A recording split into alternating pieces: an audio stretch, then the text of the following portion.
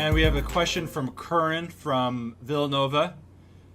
What's the secret to waking up on a high on a day-to-day basis emotionally? Well, very simply, say, do even not when you're check tired or you don't feel well, Yeah. how do you motivate yourself? So what you shouldn't do is check your email.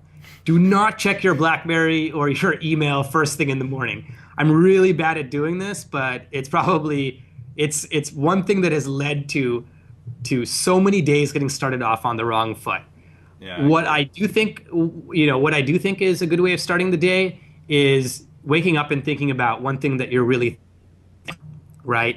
And if that's a little bit too and kind of airy-fairy for you, we've lost then you a little bit on the connection there. You think about what when you wake up? so think about one thing that you're really thankful for, Okay.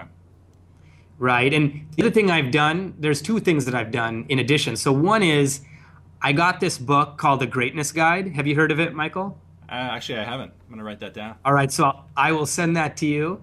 It's by Robin Sharma, and it's by the same author who wrote The Monk Who Sold His Ferrari. That's a bit more popular.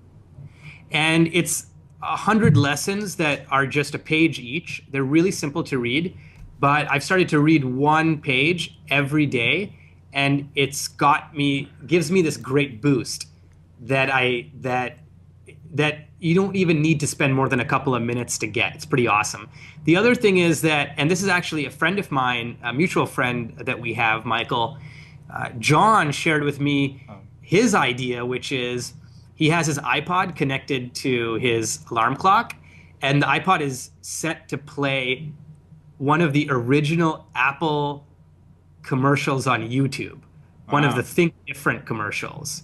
And if you guys are on your computer right now, or you want to write this down, look out for, just go onto YouTube and check for the Think Different Apple commercial from the 80s.